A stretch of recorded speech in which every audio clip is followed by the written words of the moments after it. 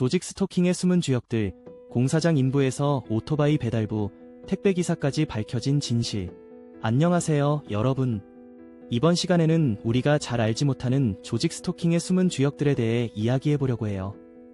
공사장 인부, 오토바이 배달부, 그리고 택배기사까지 이들의 저질스럽고 우스꽝스러운 집착을 통해 이 기괴한 시스템의 실체를 드러내봅시다. 그럼 출발해볼까요? 1. 오늘의 주인공 무인양품 인부들.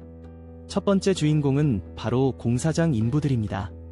어느 날 공사장에서 일하는 이들이 느닷없이 피해자에게 우리 관계는 특별해 라고 외치며 일사불란하게 나타납니다.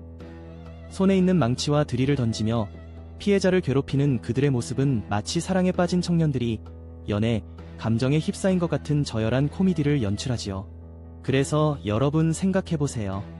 도대체 무엇을 건설하길래 이렇게 집착하며 따라다니는 건지? 이 민폐 인부들은 도대체 누굴 위해 공사하는 것인가 라는 의문이 생기지 않으세요? 오토바이 배달부, 그들의 집착은 어디까지? 두 번째로 등장하는 주인공은 오토바이 배달부입니다. 이들은 바쁘게 배달을 하면서도 우리의 사랑은 배달 중 이라며 피해자를 괴롭히기 위해 횡단보도에서 신호를 무시하고 발을 올리며 달려듭니다. 벨소리를 전하며 너에게 배달된 사랑이라는 이상한 메시지를 남기는 모습은 차라리 한편의 슬랩스틱 코미디 같아요. 이들은 진짜 연인을 그리워하기라도 하는 걸까요? 그렇다면 무슨 연애 방법이 이토록 기괴할까요?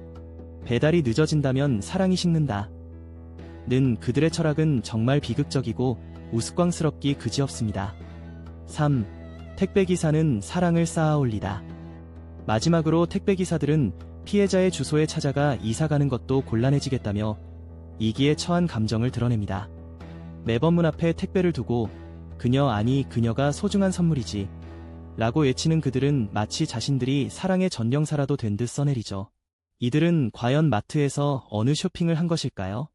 이어지는 내용은 블로그 게시물에서 확인하실 수 있습니다. 게시물 링크는 더보기란 또는 고정 댓글을 참고해주세요. 영상이 도움이 되셨다면 좋아요와 구독 부탁드립니다. 감사합니다.